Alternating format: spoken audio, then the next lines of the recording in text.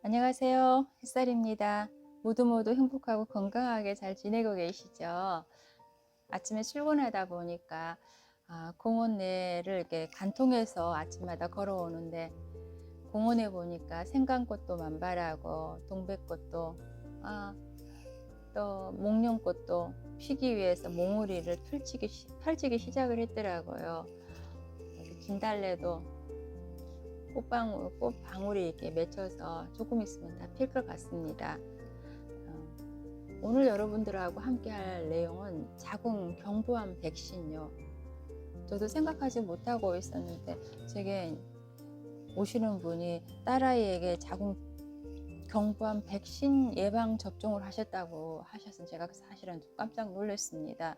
자궁 경부암 백신, 이것은 다른 나라에서도 논란이 많아서 백신을 중단하고 있는 상황인데 왜 우리나라에서 아직도 이 백신을 맞고 있는지를 잘 이해를 못하겠습니다. 사실은 자궁 경부암 백신이 언제 들어왔느냐 하면 2016년 박근혜 정부 때 자궁 백신 무료 접종을 시작을 했던 것 같습니다. 그때 한참 학교 내 무료 급식을 하느냐 마느냐 굉장히 말이 많았던 시절이었거든요. 근데 뜬금없이 자궁 경부암 백신을 무료로 접종한다는 이런 말을 했죠. 근데 자궁 경부암 백신은 일본, 스페인, 미국, 유럽 전 세계적으로 부작용 사고가 많아가지고 집단 소송이 진행되는 중이었고, 이렇게 논란이 많은 자궁 경부암 백신을 국가적인 차원에서 무료로 접종을 해주었어요. 근데 일본 같은 경우는 자궁 경부암 백신을 접종해주고 나서 뇌 부작용이 잇따라서 호생성에서 자궁 경부암 백신을 권장을 취소했어요. 이제 한국도 그런 여파로 접종률이 이제 반토막이 나기는 했는데 아직도 자궁 경부암 백신을 계속 맞고 있다는 사실에 저는 사실 깜짝 놀란 겁니다. 자궁 백신 접종을 왜 했는지는 저도 알 수는 없고, 자궁 백신 제조사는 머크와 GSK 두 제약회사인데 이 두 회사는 뇌물과 사기죄로 수조 원대의 벌금형을 받고 있는 회사이기도 하고 좀 깨끗한 회사는 아닙니다. 암까지 백신으로 예방할 수 있다면 그야말로 좋죠. 그러나 자궁 경부암 백신이 무엇인가는 좀 우리가 알고 넘어가야 되지 않을까 싶습니다. 자궁 경부암 백신이라고 우리가 말하고 있는 이 백신은 인유두종 바이러스라고 말을 합니다. 그러니까 성기 사마귀 곤두름이라고도 말을 합니다. 미국에서는 자궁 경부암 백신이라고 부르지 않고 인유두종 백신이라고 부르죠. 자궁 경부암 백신이라 부르지 않는다는 소리입니다. 대표적인 백신 신제품은 머크의 가다실과 GSK 서바략 이 두 종류인데 이게 세 종류죠. 머크에서 가다실 9까지 나와 있으니까요. 인유두종 바이러스는 150종 이상 유전자형이 존재하고 있는데 모두 각각 번호가 다 매겨져 있다 합니다. 인유두종 바이러스는 가장 큰 문제는 성기 사마귀를 일으키는 것인데 여성 인구 26%가 감염이 된다고 합니다.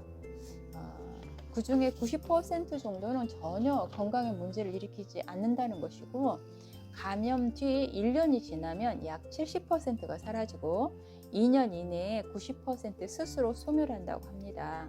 가다실은 150종의 유전자형 중 4가지 유전자형에 대해 항체를 만들었다고 합니다. 성기 사마귀 90% 원인은 6-11, 11, 16, 18 항체를 만드는 백신입니다. 6, 18가는 자궁 경부암과 관련이 있다는 것으로 원인으로 확정되지는 않았다는 것입니다. 우리나라에서는 16이나 18가보다는 52, 58가에 의해 발병률이 높다고 합니다. 부인과에서 백신 접종 후에도 자궁 경부암 발생을 했다고 보고가 있고 기존 16, 11, 16, 6, 18가 외에 추가로 31, 33, 45, 52, 58 유전자형을 예방하여서 예방률 90%까지 끌어올렸다고 합니다. 근데 문제가 있답니다. 다른 유전자형들이 활동성이 더 커져서 살아나가지고 독성이 증가했다는 것입니다. 2016년 2월 미국 소아과학회 학회지에 문제를 지적합니다. 자궁 백신 접종을 시작한 2006년 이후 백신이 타겟으로 삼은 해당 유전자형 4개의 감염은 줄었지만 다른 유전자 혈들이 감염률이 높았다는 것입니다. 인유두종 바이러스 유병률은 별 차이가 없다고 결론을 내렸대요. 자궁 백신 접종 이후 전체 유병률은 54.4%인데 58.1%, 3.7%가 증가했다는 것입니다. 또 부작용이 빈번하다는 거고요. 전 세계적으로 83%는 개발도상국에서 선진국에서 부인함은 3.6%에 불과하고 65세 이전의 발병률은 0.8% 후진국형 병이라는 것입니다. 우리나라 2007년 대한의사협회 보고서에서 보면은 고려대 산부인과 이규환, 송재윤 교수님 논문을 보면 자궁 경부암 역학 자료 이렇게 나와 있습니다. 1997년에서 2007년 10년간 발병률에 대한 감소 추세에 대한 보고입니다. 2007년 이미 백신과 무관하게 이미 감소 추세를 했고 자궁 경부암 사망률도 낮아졌다고 합니다. 5년 생존율이 63에서 73%나 높아 있다는 것입니다. 자궁 경부암 시판 이후 감쇄 추세가 있었던 자궁 경부암 발생률이 오히려 증가했다는 것입니다. 이것은 정말 놀라운 일이 아닙니까? 우리가 백신을 맞아서 병을 이기고자 했는데 오히려 백신을 맞음으로 인해서 증가했다는 사실입니다. 자궁 체부암 발생률은 오히려 증가했고 국내 자궁암 발생률은 2002년 여성 10만 명당 18.4명에 2011년 여성 10만 명당 14.9명으로 약 20% 감소한 반면 자궁 체부암 발생률은 2002년 여성 10만 명당 3.9명에 2011년 여성 10만 명당 7.7명으로 약 2배 증가한 추세라는 것입니다. 미국의 경우에는 해마다 10만 1,955명이 자궁 경부암 진단을 받는다고 합니다. 사망률은 4,217명이 사망한다고 합니다. 미국 암학회 통계 자료입니다.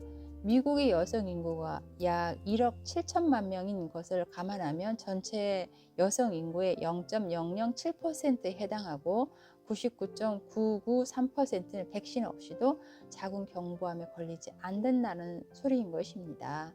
전체 인구 80%가 인후두종 바이러스 감염이 됩니다. 하지만 1년 안에 70%가 사라지고 2년이면 90%가 소멸한다는 사실에 대해서 우리는 기억을 해야 합니다. 30세 이전의 여성 인구만 해도 6천만 명이 넘는데 30세 이전의 자궁암 발병률은 제로에 가깝고 백신 접종 대상 소녀가 11살, 12살 여자아이들에게 백신을 맞히는 겁니다. 과연 효과가 있는 걸까요? 평생 효과가 있는 것도 아닌 이 백신을 과연 맞춰야 되는 것인지 알 수가 없는 것입니다. 문제는 사실 여기에만 있는 것이 아닙니다. 2006년 5월 18일 개최된 FDA 산하 백신 신약 제품 공고위원회에서는 회의록에 기록된 내용을 인용을 하면 인후두종 바이러스 16, 18가에 감염된 환자에게 가다실 백신을 접종하면 자궁 경부암 발병 위험이 오히려 44.6% 증가한다는 것입니다. 이거는 무슨 말입니까? 암을 예방할 수 있다는 말이 아니잖아요. 제약회사는 이 사실을 알고 안전성을 확보하기 위해 아직 성경험이 없는 즉 16, 18가에 감염되었을 확률이 상대적으로 낮은 어린 소녀를 타겟으로 삼은 것입니다. 문제는 12세 소녀들이 자궁경부암 백신을 접종받은 후 성적 활동이 증가하는 성인 나이가 되었을 때 백신의 면역 효과가 남아 있을런지 연구 자료가 없다는 것입니다. 자궁경부암은 감염성 질병이 아니라는 사실입니다. 자궁경부암 백신의 작용의 비율은 어떤가요? 2016년 4월에 의학저널에 기재된 연구를 살펴보면요, 캐나다 엘버타에서 접종 소녀 19만 5,270명을 추적 조사한 결과입니다. 1만 9,351명이 접종 42일 이내에 응급실을 방문했습니다. 10%에 가까운 숫자입니다. 2014년 통계에 의하면 미국 백신 부작용 보고 시스템에서 접수된 자궁경부암 백신 부작용 신고 건수는 4만 3,532건이었는데 그 중에 250건은 사망사고로 나타났다는 것입니다. 25%가 자궁경부암 백신에 의한 것이고 자궁경부암 백신이 시판된 지 불과 10년밖에 안 되었다는 것입니다. 다른 백신에 비해서 부작용 확률이 굉장히 높다는 소리예요. 그럼에도 불구하고 11살, 12살 아이들에게 이러한 백신을 맞힌다는 것에 대해서 우리는 다시 한번 생각을 해봐야 된다는 것입니다. 효과나 안전성을 담보할 만큼 충분한 연구가 이루어지지 않았다는 것이고, 가다실은 허가를 받은 과정에서 16세 1,100명을 대상으로 2년간 관찰하고 시험했습니다. 1,100명에 불과한 표본을 2년은 짧은 기간이고 의미 없다는 데이터라는 것입니다. 이런 부실한 제품밖에 없느냐고요. 우리는 이렇게 소리 질러 봐야 합니다. 우리 아이들에게 맞힐 백신이기 때문에. 이렇게 불확실한 제품을, 이러한 백신을 11살, 12살밖에 안 된 우리 여자아이, 우리 딸내미들에게 이런 백신을 맞춰야 되냐, 이런 말입니다. 이 사람들이 11살, 12살을 표적으로 맞히게 된 이유가 있지 않겠습니까? 이 나이를 대상으로 한 연구에는 아예 존재하지도 않습니다. 유전자 조작 단백질을 사용한 최초 GMO 백신이라는 점과 안전성 연구 당시 돼지우군 사용한 플라보세포 알루미늄이었다는 점도 문제가 심각합니다. 지금 시판되고 있는 백신 중 알루미늄 함량이 가장 높은 백신이고, 알루미늄은 신경 독소이고 가다실 백신 부작용 대부분이 신경학적 질환이라는 사실입니다. 백신으로 암을 이길 수 있다면, 예방할 수 있다면 그 얼마나 좋겠습니까? 하지만 알지 못하는 이런 백신을 이제 11살, 12살 된 아이들에게 맞춰서 정말로 예방이 되면 좋겠지만, 성기두종, 이런 바이러스를, 성기 사마귀를 없애기 위해서 이런 백신을 맞춰야 된다는 것입니까? 유럽이나 이런 곳에서는 벌써 이러한 백신을 맞히지 못하도록 정부에서 취소를 하기도 하고, 일본도 그렇고 스페인도 미국도 유럽도 집단 소송이 진행된 상태고, 일본은 정지한 상태고, 이런 백신을 우리 아이들에게 맞힌다니 저는 사실 마음이 답답합니다. 저도 아이들이 있고 저에게도 딸아이들이 있기 때문에 이런 환경들 속에서 아이들을 길러내야 된다는 게 사실은 답답합니다. 일본에 있는 의사들조차도 백신을 맞지 말라고 합니다.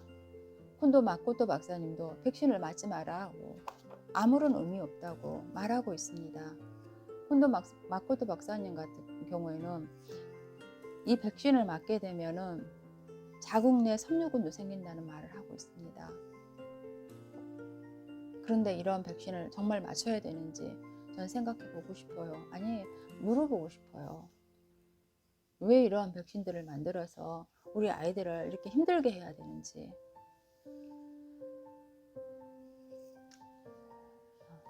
저 혼자 답답해서 소리 지른 것 같습니다. 여러분들에게도 유익한 정보가 되어서 내 아이들을 좀 더 건강하고 아름답게 기를 수 있는 좋은 계기가 되었으면 좋겠습니다. 감사합니다. 모두 다 행복하고 모두 다 건강하길 원하는 햇살이었습니다. 감사합니다.